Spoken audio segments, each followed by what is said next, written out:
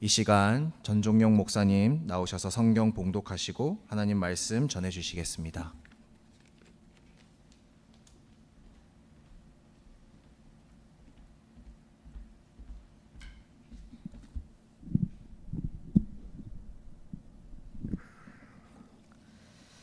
출애굽기 말씀 우리 함께 보겠습니다.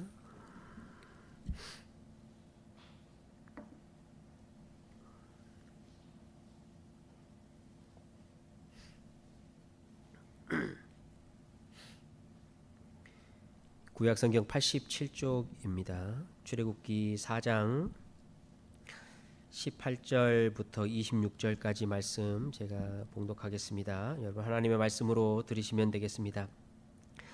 모세가 그의 장인 이드로에게 돌아가서 그에게 이르되 내가 애굽에 있는 내 형제들에게로 돌아가서 그들이 아직 살아 있는지 알아보려 하오니 나로 가게 하소서.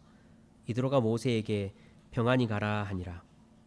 여호와께서 미디안에서 모세에게 이르시되 애굽으로 돌아가라. 네 목숨을 노리던 자가 다 죽었느니라. 모세가 그의 아내와 아들들을 나귀에 태우고 애굽으로 돌아가는데 모세가 하나님의 지팡이를 손에 잡았더라. 여호와께서 모세에게 이르시되 네가 애굽으로 돌아가거든 내가 네 손에 준 이적을 바로 앞에서 다 행하라. 그러나 내가 그의 마음을 완악하게 한즉 그가 백성을 보내주지 아니하리니 너는 바로에게 이르기를 여호와의 말씀에 이스라엘은 내 아들 내 장자라. 내가 네게 이르기를 내 아들을 보내주어 나를 섬기게 하라 하여도 네가 보내주길 거절하니 내가 네 아들 네 장자를 죽이리라 하셨다 하라 하시니 모세가 길을 가다가 숙소에 있을 때에 여호와께서 그를 만나사 그를 죽이려 하신지라. 십보라가 돌칼을 가져다가 그의 아들의 포피를 베어 그의 발에 갖다 대며 이르되 당신은 참으로 내게 피 남편이로다 하니 여호와께서 그를 놓아주시니라. 그때에 십보라가 피 남편이라 함은 할례 때문이더라. 아멘. 잠시 기도하시겠습니다. 하나님 감사합니다. 지난 한 주간 주의 백성들을 눈동자와 같이 지키시고 오늘도 하나님 예배 앞으로 불러주시니 참 감사합니다. 하나님, 지금 우리가 살아가고 있는 이 세상은 전쟁과 전쟁의 소문들이 너무나 무성합니다. 주님께서 오실 날이 가까이 왔다 하는 증거를 우리에게 또 보이십니다. 주의 백성들이 오늘 주의 말씀을 통하여 다시 한번 깨어나게 하시고 우리의 심령을 잘 주께 맞출 수 있는 은혜를 허락하여 주시옵소서. 성령 하나님, 오늘도 우리에게 지혜와 계시의 영으로 역사하여 주시어서 하나님의 말씀을 하나님의 말씀으로 듣고 돌아갈 수 있는 은혜를 부어 주십시오. 우리가 높아진 것들이 있다면 그것들을 무너뜨리게 하시고 너무 낮아진 것들이 있다면 그것이 세워지며 묶여진 것들은 풀어질 수 있는 역사가 예배를 통하여 나타날 수 있도록 우리와 함께하여 주시옵소서. 감사드리며 모든 말씀 우리 구주 예수 그리스도 이름으로 기도드리옵나이다. 아멘. 출애굽기 이야기는 모세의 이야기인데요. 모세가 자기의 이야기를 쓰는 이야기가 출애굽의 이야기입니다. 자기의 이야기를 쓰고 있음에도 불구하고 마치 관찰자가 객관적으로 글을 쓰듯이 기록을 했습니다.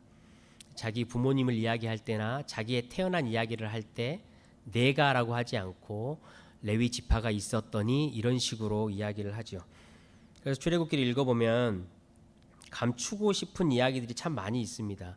모세 자신이 잘못을 했거나 하나님 앞에 분노를 하고 배신을 당하고 절망했던 이야기들이 고스란히 출애굽기에는 그대로 기록되어 있습니다. 부끄러운 이야기이기 때문에 모세 입장에서는 별로 기록하고 싶지 않았을 거예요. 그런데 모세는 마음에 한 가지 생각이 있었어요. 자신의 인생의 모든 이야기의 주인공이 오직 하나님이시다라는 사실이죠. 자신의 인생에 어떤 일이 있었든지 간에 자신의 인생을 주도하시는 분은 하나님이시고 자신의 인생의 타이밍도 모두 하나님에게 있습니다라고 고백하는 이야기가 출애굽의 이야기입니다. 여러분, 우리도 마찬가지 아닙니까? 우리가 인생을 하루하루 살아가다가 보면 은혜가 있을 때는 인생의 일상 생활이 되었든지 어떠한 굴곡이 되었든지 하나님, 이게 다 하나님의 타이밍입니다. 이게 하나님의 간섭입니다라고 인정을 하지요. 그런데 은혜가 떨어질 때가 있어요. 은혜의 지배가 우리 안에서 약해질 때는 뭐 하나님의 타이밍, 하나님의 개입 이런 게 잘 생각이 나지 않습니다. 모든 게 이제 세상의 타이밍에 원망과 불평이 나는 거죠. 이민 정책의 타이밍이 나하고는 정말로 맞지 않은 것 같아. 나는 캐나다는 안 맞아. 이런 타이밍들을 이야기하기도 하고요. 입시 타이밍이 내 자식하고는 정말로 맞지가 않아. 내가 아무리 이렇게 준비를 해도 이 타이밍 때문에 우리 아이의 인생이 문제가 생겨. 이렇게 말을 하죠. 여러분 주식 좀 사 놓으셨어요? 코스피가 6,200까지 올라갔나요? 이게 타이밍 잘 못 맞추셨죠, 여러분? 내가 산 거는 파란색이고 내가 안 산 거는 불장이고 그럴 때가 참 많죠.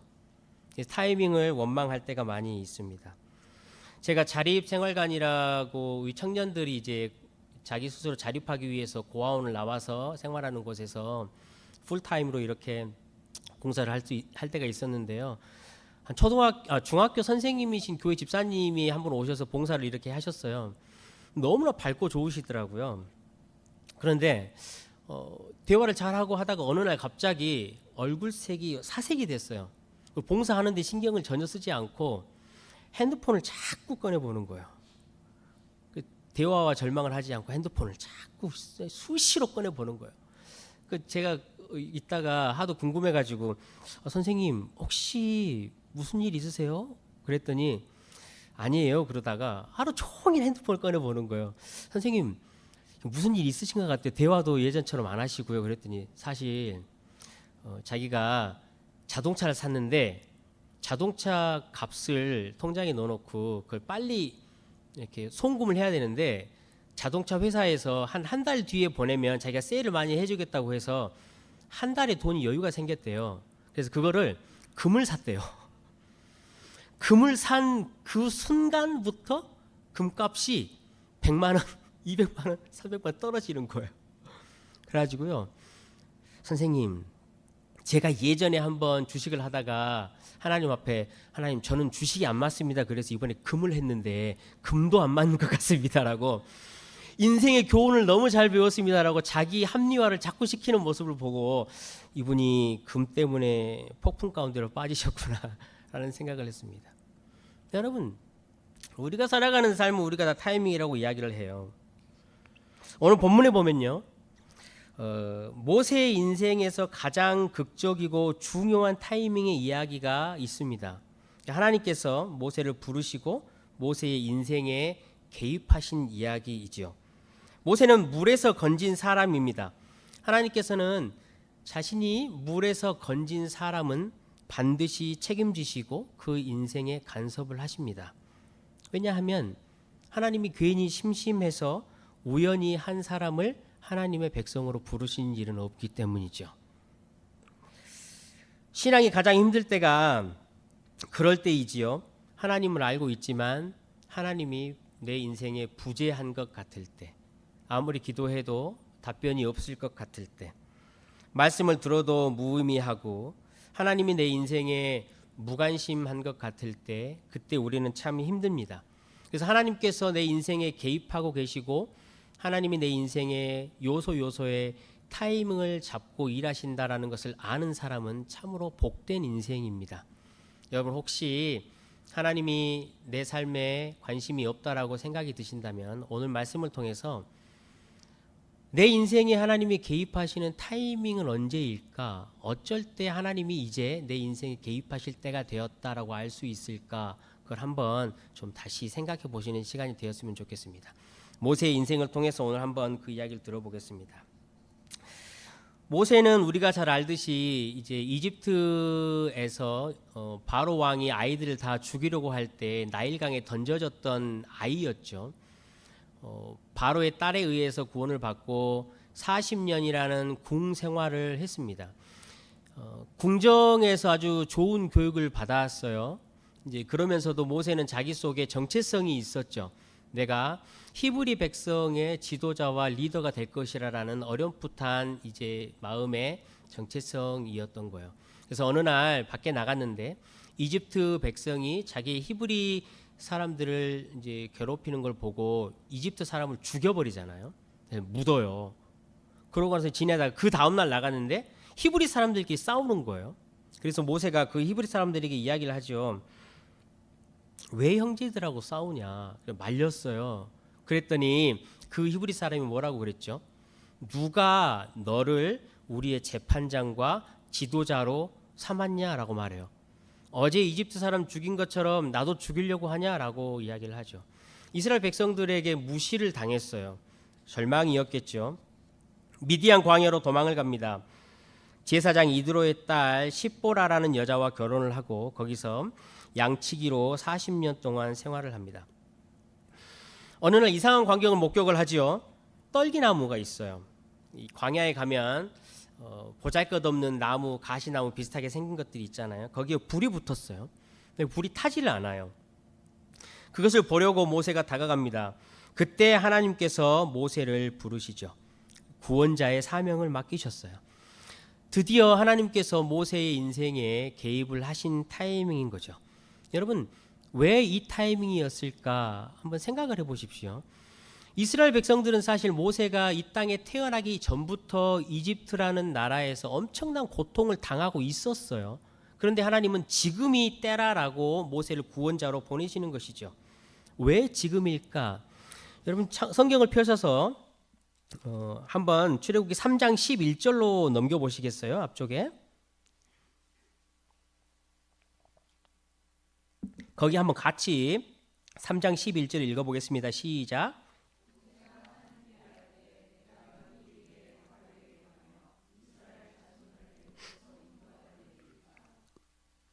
모세가요 왕궁에서 40년 동안 생활을 했고 광야에서 40년 동안 생활을 했어요. 왕궁에서 40년 동안 생활을 할 때 자기가 지도자라고 생각을 했고 자기에게는 힘이 있었어요. 권력이 있었어요. 그걸 가지고 이스라엘 백성들을 구원해 내려고 히브리 사람뿐만이 아니고 이집트 사람을 쳐 죽였죠. 이때는 하나님의 개입하심의 타이밍이 아니었던 거예요. 광야로 보내시고 광야에서 철저하게 훈련을 받았어요. 그러고 나서 오늘 본문 방금 읽은 우리가 3장 11절을 읽은 거예요. 내가 누구이기에. 자기 자신이 이제는 할 수 없다라는 것을 하나님 앞에 고백했을 때 그때가 바로 하나님의 타이밍이었던 것이죠. 광야에 가면 널려있던 보잘것없고 쓸데없는 떨기나무와 같은 자신의 모습을 하나님 앞에 인정했을 때예요. 떨기나무와 같은 자신의 인생에 드디어 성령께서 불을 붙이셔서 사용하시겠다라는 원리를 모세에게 가르쳐 준 거죠. 하나님께서 모세에게 이제 네 신발을 벗으라라고 이야기를 해요. 거룩하기 때문에. 단지 그 신발이 더러워서가 아니에요. 신발은 뭐냐면 자신이 살아왔던 인생이고 자신의 이력이에요. 이력서 우리 한자로 쓸 때 그 이자가 여러분 신발, 가죽신 이런 의미가 이자예요. 한자로. 그렇지만 하나님께서는 모세에게 이제 너가 지금까지 살아왔던 인생의 힘과 인생의 과정과 너의 계획을 내려놓고 나를 따르라. 나랑 함께 가자라고 부르신 거죠. 하나님께서 우리 인생에 개입하시는 때가 언제냐면요. 은혜의 원리를 이해할 때예요. 우리가. 은혜가 무엇이죠, 여러분? 자격 없는 자에게 주시는 거예요. 우리가 하나님이 내 인생에 개입해 주셨으면 좋겠다. 그런 은혜 가운데 내가 하늘의 힘을 가지고 하루하루를 좀 살았으면 좋겠다. 하나님의 뜻을 알고 따라갔으면 좋겠다라고 여러분 마음에 다짐이 드신다면요. 필요한 건 단 한 가지예요. 하나님, 제가 연약합니다. 하나님, 제가 부족합니다.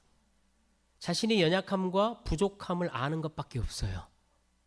그때 하나님이 개입을 하시는 것이죠. 그런데 여러분 이제 그 이야기 이후에 오늘 본문이 이어지는 거예요. 하나님이 그 이후에 모세를요 길게 설득을 하셔요. 왜냐하면 모세가 못 가겠다고 하거든요. 그래서 계속 길게 설득을 시켜요. 그리고 모세는 자신의 연약함과 부족함을 인정하고 하나님께 의지해서 애굽으로 돌아갑니다. 아내와 두 아들들을 데리고 갑니다. 하나님의 지팡이를 손에 잡았습니다. 이집트로 돌아가는 길에 어떤 숙소에서 하룻밤을 머물게 됐어요. 그런데 거기에서 이해하지 못할 일이 일어납니다. 하나님께서 모세를 죽이려고 하십니다. 은혜로 잘 준비를 하고 지팡이까지 지어주시고 나서 왜 하필 지금 모세를 죽이려고 한 것일까? 이집트로 보내기 전에 미리 좀 기적을 보여주시면서 모세에게 야, 너 내가 너 잘못하면 너 이렇게 죽일 거야. 너 정신 차려. 라고 잘 딜을 하고 그냥 보내셔도 됐을 텐데 이집트로 돌아가고 있는 중간에 잠을 자는 숙소에서 이 일을 펼치신다라는 거예요. 하나님께서 일하심과 하나님의 간섭함, 그 하나님의 뜻과 영광이 모세를 통해서 나타나기에 뭔가 문제가 있다라는 거죠. 은혜를 알고 그 안에서 자신의 부족함을 고백했음에도 불구하고 무엇인가 하나님 앞에 아직 부족한 게 있는 거예요. 하나님의 개입을 위해서는. 어떻게 해결을 하죠? 자기 아내 십보라가 돌칼을 가져다가 아들의 포피를 베어서 모세의 발에 댑니다. 서컴시전을 한 거예요. 할례를 했다라고 이야기를 하죠. 그러면서 이렇게 말해요. 당신은 참으로 내게 피난 편이로다. 당신 때문에 우리 가족이 다 죽을 뻔했다라는 의미죠. 여러분, 이거 무슨 사건일까요? 단순히 종교적인 할례 의식을 하나 빼먹어서 모세가 죽게 된 사건은 아닙니다. 제가 이 이야기를 좀 해설을 좀 해드릴 텐데 좀 정신을 바짝 차리셔야 될 것 같아요. 두 아들과 함께 가지요. 오늘 본문에 보니까. 근데 한 아들만 할례를 해요. 그러면서 25절 눈으로 한번 봐보십시오. 25절에 보면 이렇게 돼 있죠. 그의 아들의 포피를 베어 이렇게 돼 있잖아요. 근데 여기 한글 번역은 잘못된 번역이에요.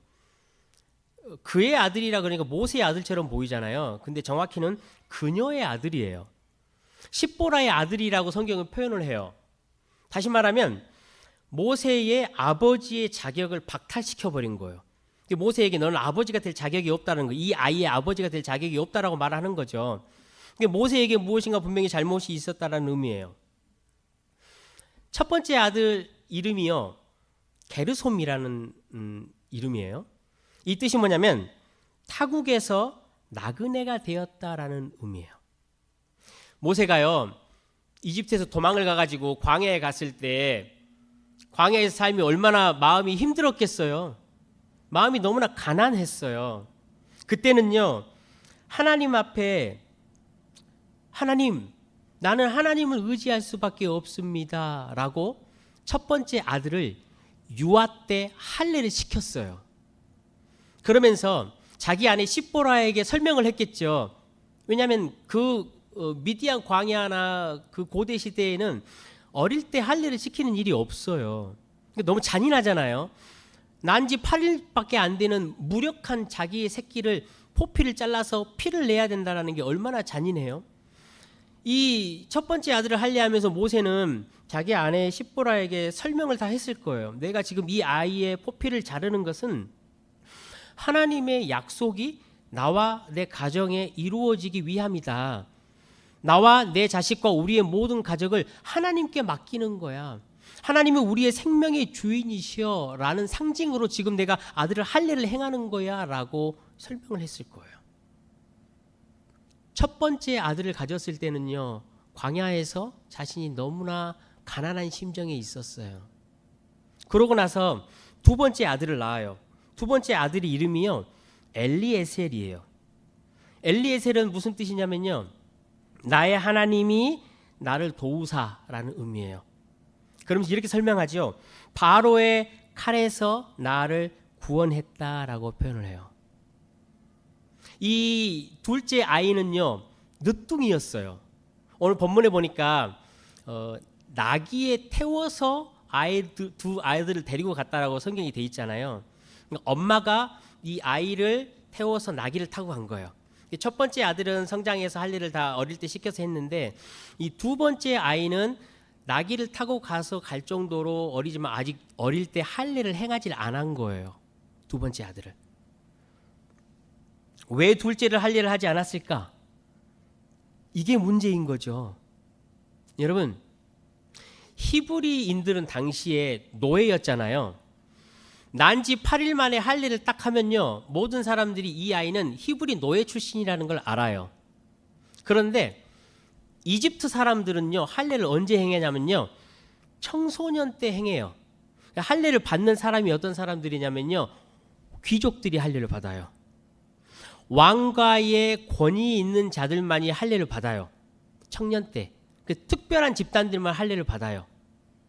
모세는요, 어떤 생각을 했냐면요, 내가 이 둘째 아이를 할례를 빨리 해버리면 내가 지금 이집트로 돌아가는데, 내가 왕가 출신이잖아요. 자기가 왕자 출신이었으니까 지금 할례를 행해버리면 내가 이집트로 돌아갔을 때 왕과의 권세를 얻는 것을 할 수가 없게 되는 거예요.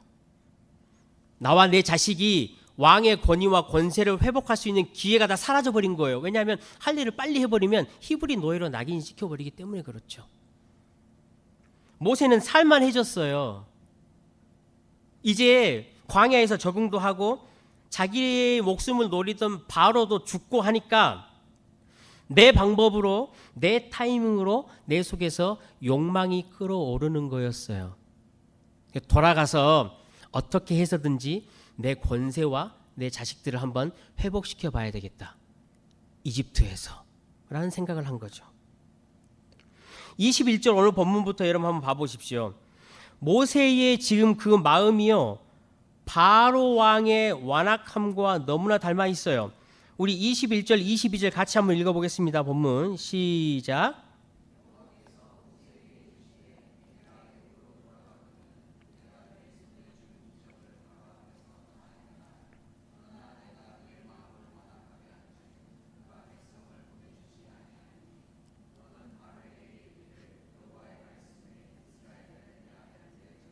우리 23절도 한번 같이 읽겠습니다. 계속해서 내가 내게 이르기를.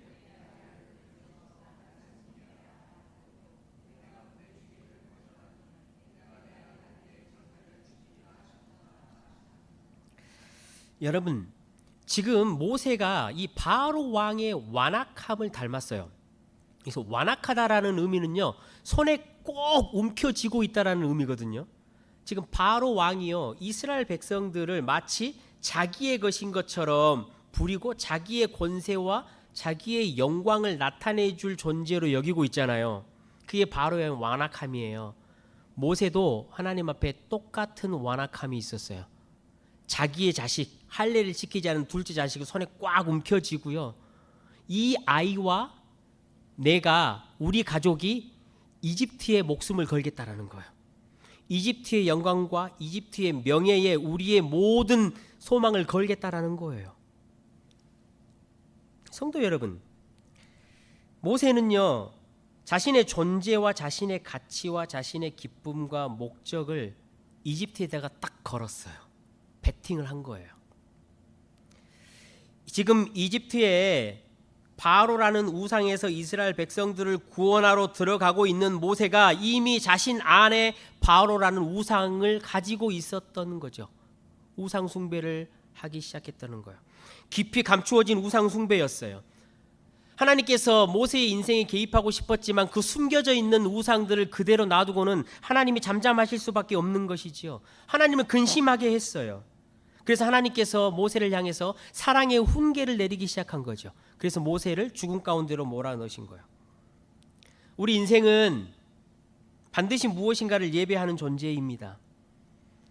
우리가 예배하는 대상은 어떤 것이죠? 우리에게 기쁨과 희망을 주리라고 믿는 것들, 우리에게 만족과 인정을 주리라고 믿는 것들, 우리 인생에 의미를 주리라고 믿는 것들을 우리는 예배하며 살아갑니다. 예수님께서 그래서 우리에게 말씀하셨어요. 우리의 인생은 두 주인 사이에서 살아간다라고 말해요. 내가 내 자신을 내어서 누구에게 주든지 우리는 그것의 종이 된다라고 이야기를 하죠. 하나님의 영광과 하나님의 일하심을 즐거워하며 살든지, 아니면 우리의 불의로 진리를 누르고 자신의 욕심과 탐욕으로 살아가든지, 우상을 숭배하며 살아가든지. 하나님은 보이지 않습니다.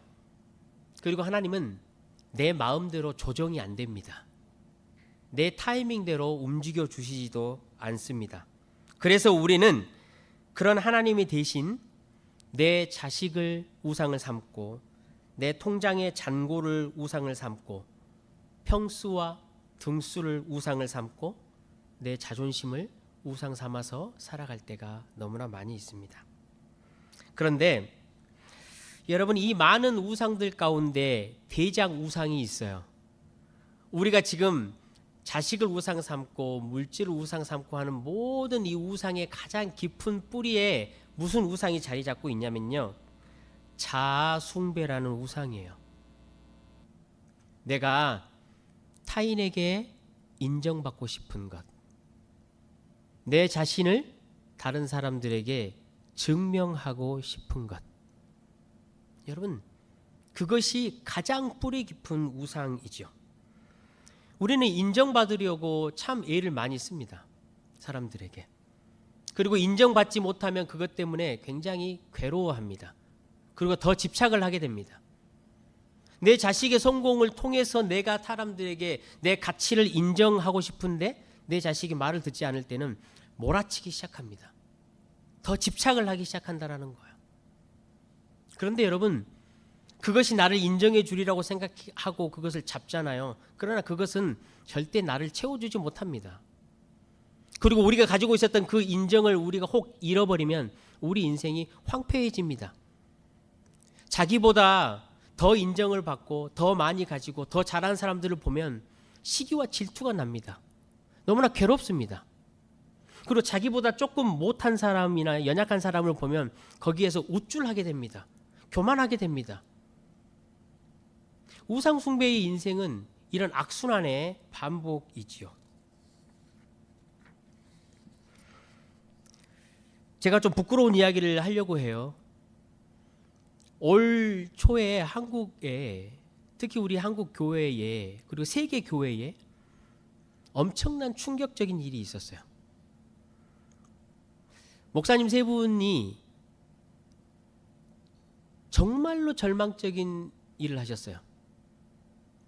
한 분은 자기 아들에게 우상을 삼았고 자기의 명예를 우상을 삼았고, 외국인 목사님 한 분은 너무나 저명한 저술가이고 영향력 있는 분이셨지만 몇 개월 오랫동안 외도를 하시고, 한 분의 목사님은 정말로 대형 교회의 목회자셨지만 욕을 엄청나게 했어요.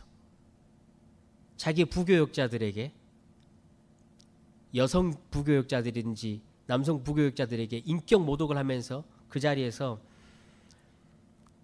쌍욕을 조직 깡패보다도 더 험한 욕을 하셨어요. 한국 교회가, 여러분 지금 여기 계셔서 잘 모르겠지만 한국 교회가 어마어마한 충격에 빠졌어요. 여러분, 이 목사님들 세 분이요, 자신이 가시 떨기나무 같은 존재입니다 라고 매주 설교했어요. 하나님의 은혜가 필요합니다, 매주 설교했어요. 하나님의 열심만이 우리를 살게 합니다라고 매주 설교했어요. 예수 그리스도의 사랑이 필요합니다라고 매주 설교했지만 정작 본인은 다른 여자의 사랑을 찾은 거죠. 대형 교회를 이루기 위해서 내가 열심을 내다 보니 욕을 하게 됐다라고 이야기를 해요. 여러분, 하나님께서 이 목사님들에게 개입하지 않으셨을까요? 계속 말씀하셨을 거예요. 그러나 그 목사님들은 듣지 못했어요. 안 들렸던 거예요. 왜냐하면 이 속에 우상이 있었기 때문에 그래요. 아주 오랫동안 우상 숭배를 했어요. 그러면서 겉으로는 나는 떨기나무와 같은 자입니다, 하나님 은혜가 필요합니다라고 얼마든지 말할 수 있는 그런 사람들이었어요. 너무 괴로웠어요.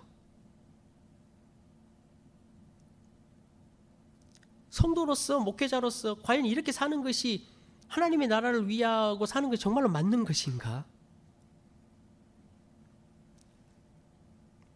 여러분, 일상을 사시면서 혹시 마음속에 시기와 질투가 잘 끊이지 않으신가요?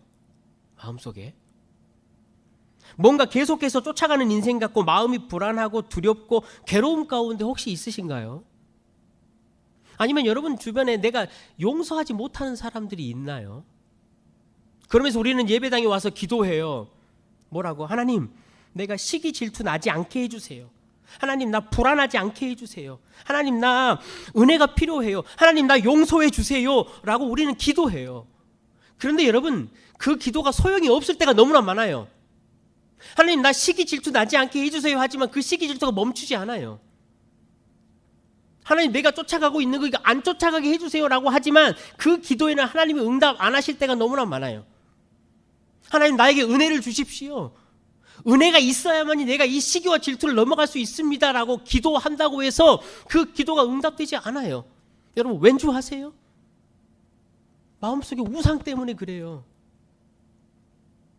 우리가 해야 될 것은요, 그냥 하나님, 내가 시기 질투하지 않게 해주세요가 아니에요.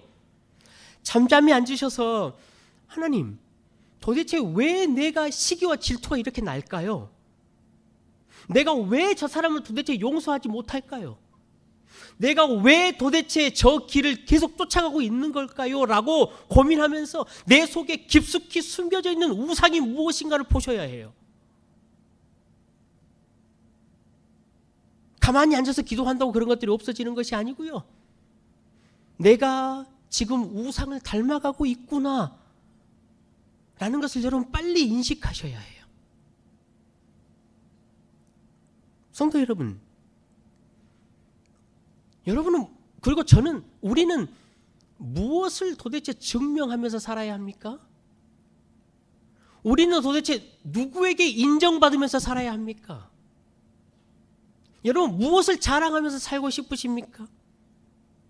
무엇 때문에 그렇게 괴로우십니까, 마음이?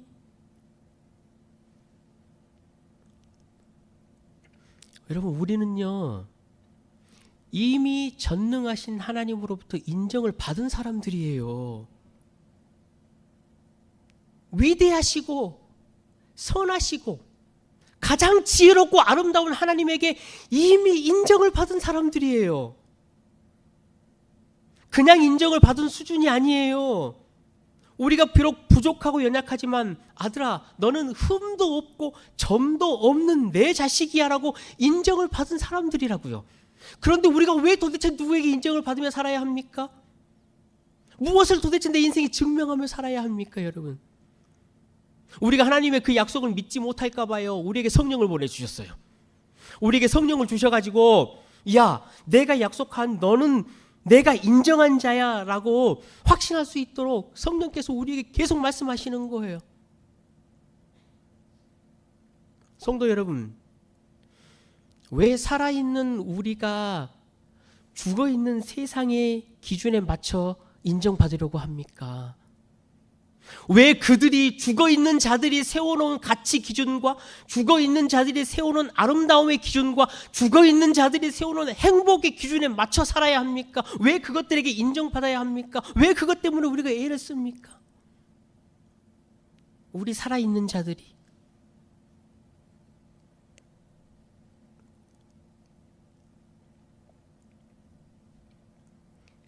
모세가 어떻게 자신 속에 있는 숨어있는 이 우상 숭배의 지옥에서 벗어날 수 있었을까?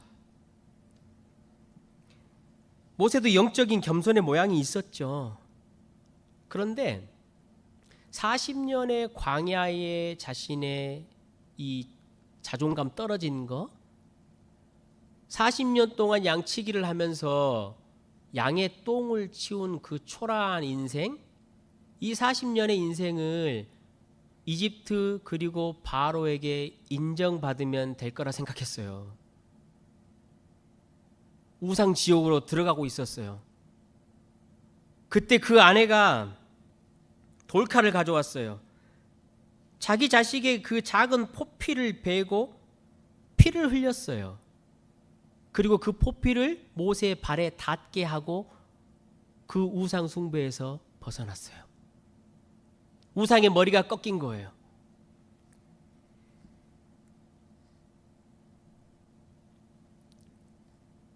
그러니까 이제 아들을 데리고 갈 필요가 없죠.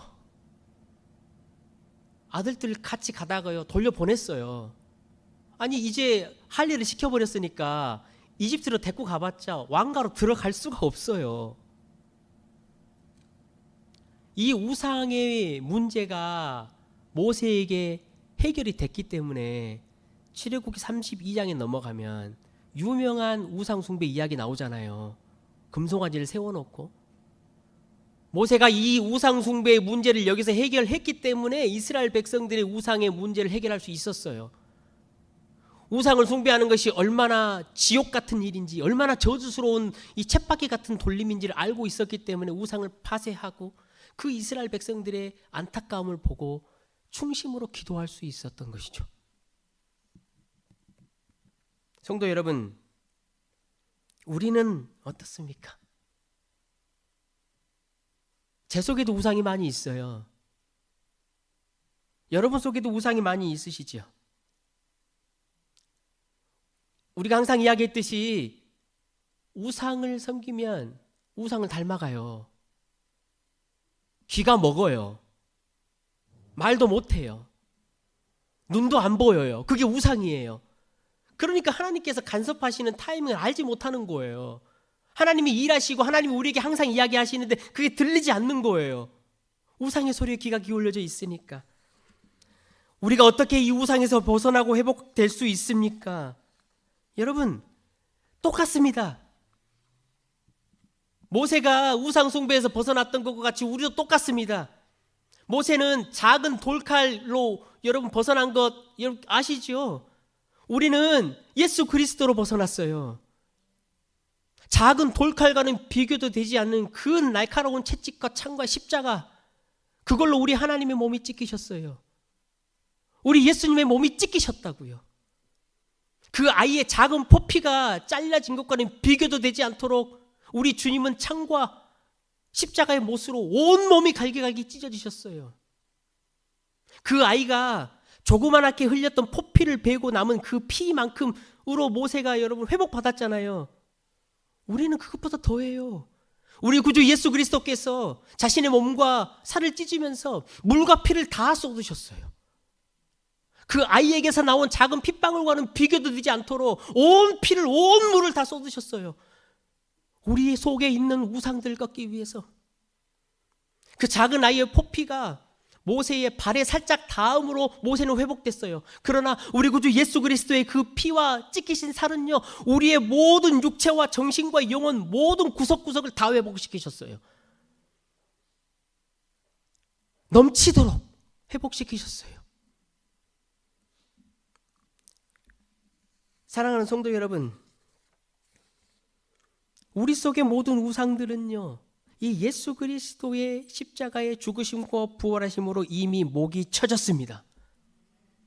그리고 하나님은 우리를 부르셨고 하나님의 일에 우리를 이미 동참시키셨습니다. 여러분 잘 기억하십시오.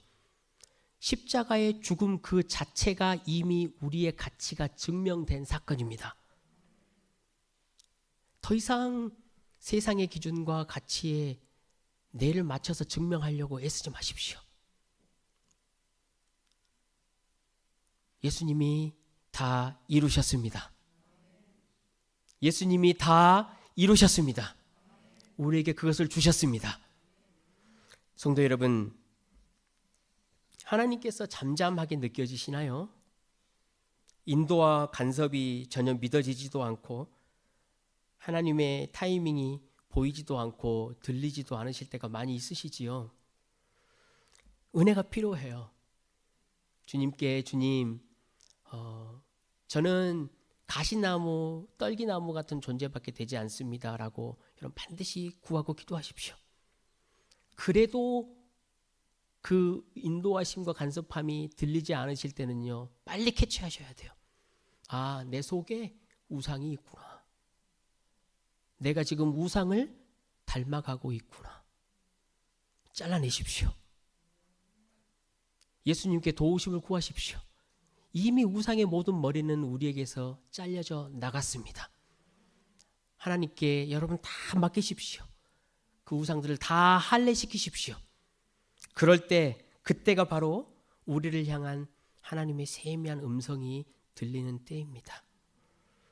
하나님의 세미한 음성이 천둥 소리처럼 들리는 때인 것이죠. 그를 통해서 하늘의 안식을 맛보는 한 주 되시기를 주님의 이름으로 축원합니다. 예수님을 꼭 기억하시고 오늘도 성령님께 성령 하나님 나로 우상을 보게 하시고 파쇄할 수 있는 힘을 주십시오. 내가 하나님의 영광을 위해서 살아갈 수 있는 은혜를 주시고 내 인생을 책임져 주십시오라고 여러분 그렇게 기도하는 한 주 되시고 또 다음에 언제가 될지 모르겠지만 1년, 2년 그때 만날 때까지 여러분 주님 안에서 승리하시고 우리 선한 청지기 교회가 이 노스 밴쿠버 땅에서 더욱더 아름다운 교회로 소문날 수 있는 그런 은혜가 이 교회 위에 함께 하시길 주님의 이름으로 축원합니다.